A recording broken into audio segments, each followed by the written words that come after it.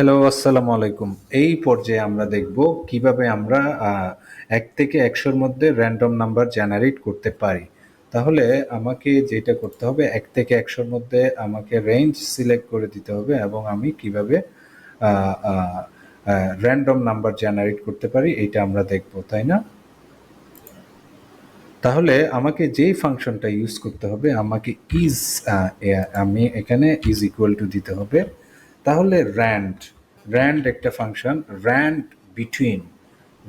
Between দুইটা between two values inclusive, ওইটা সহ random integer between two values inclusive. তাহলে র্যান্ড বিটুইন লো হলো এত, কমা হাই হলো ১০০।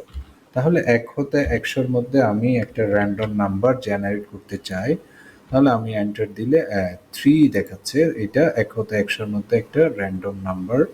তাহলে আমি যদি এখানে 42 আমি কন্ট্রোল জেড দিলাম, ওকে, কন্ট্রোল জেড দিলাম, আবার র্যান্ড বিটুইন, ওকে, র্যান্ড বিটুইন ১ থেকে ১০০, ওকে, আমি এন্টার দিলাম 25, এখানে দেখাচ্ছে 62, ওকে।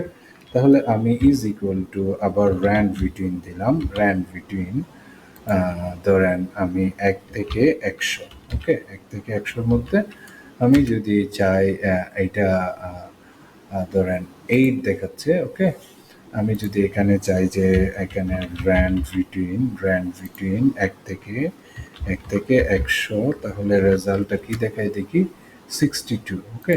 তাহলে আমি যদি এখানে আবার is equal to RAND between দেই, র্যান্ড বিটুইন ১ থেকে ১০০, ওকে। তাহলে রেজাল্টটা কি দেখায় আমরা দেখি, এখানে দেখাচ্ছে 67 এবং দেখা যাচ্ছে যে এই ভ্যালুগুলো র্যান্ডমলি চেঞ্জ হচ্ছে, তাই না?